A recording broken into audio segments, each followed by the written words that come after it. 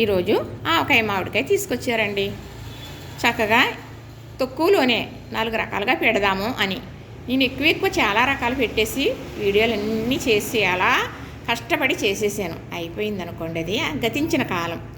ఇలాగా ఆవకాయ ఇంట్లో తప్పనిసరిగా 10 కాయలైనా సరే ఆవకాయ పెట్టుకోవాలి. అది లక్ష్మీప్రదం. ఆవకాయ పెట్టుకునే రోజు సరైన సమయం ఏంటో చెప్పనా? మే నెల వచ్చిన తర్వాత నుంచి మనం ఆవకాయ కారం, ఆవు పిండి, ఉప్పు రెడీ చేసుకుని ఉంచుకోవాలి. అప్పుడు ఆవు పిండి ఆవకాయ పెట్టుకునే రోజు మాత్రమే మనం మిక్సీ పట్టుకున్న, మిల్లు ఆడించుకున్న, ముందుగానే ఆడించుకుంటే కండ్రొస్తుంది.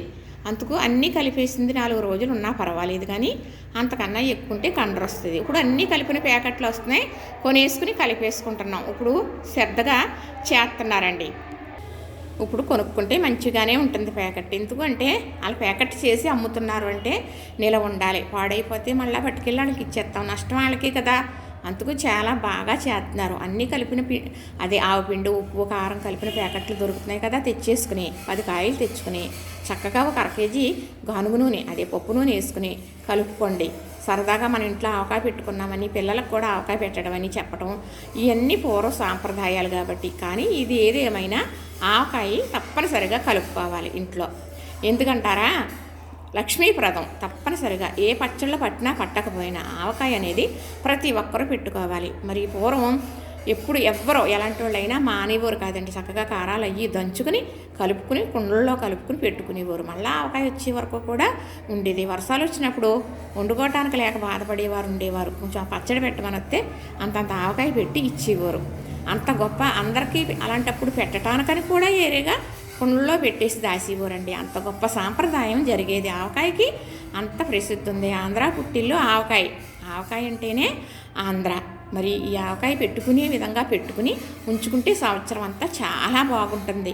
కానీ నేను ఇప్పుడు తెప్పించింది 25 కాయలు. ఈ 25 కాయలు 4-5 రకాలుగా పెడతాను. సూద్రి కానీ అలాగ ఒక్క రకమైన మీరు పెట్టుకుందరు కానీ. చక్కగా కాయలు తెచ్చిన తర్వాత ఆ కాయలు నీటిలో వేసేసి 1 గంట ఉంచేసిన తర్వాత జీడంతా నానిపోయిన తర్వాత కడిగేసుకుని శుభ్రంగా మళ్ళీ మంచినీళ్ళలో కడిగేసి ఒక క్లాత్ మీద పెట్టి ఆరిన తర్వాత మళ్ళీ పొడిగుడ్డతో తుడుచుకుని భద్రపరిచి ఈ బేషన్లో పెట్టుకున్నానండి.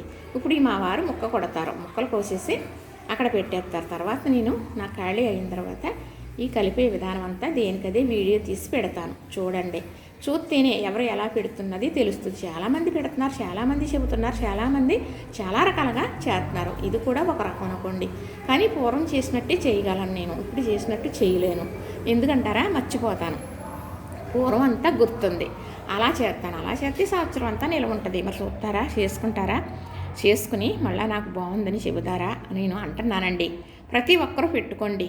ఎందుకంటారా? ఇది లక్ష్మీప్రదం. తప్పనిసరిగా ఆవకాయ అందరూ పెట్టుకోవలసేదే. మే నెలలో మాత్రమే మంచి టైము. అప్పుడైతేనే కాయ రెడీ అవ్వి మనకి ఆవకాయ అనేది నిలవ ఉంటుంది అన్నమాట. ముందుగా పెట్టేసుకుంటే ఆవకాయ అనేది పాడైపోతుంది. తెలీదు. ఫస్ట్ నుంచి ఇప్పటికప్పుడే చాలా నాళ్ళ నుంచి పెట్టేస్తున్నారండి.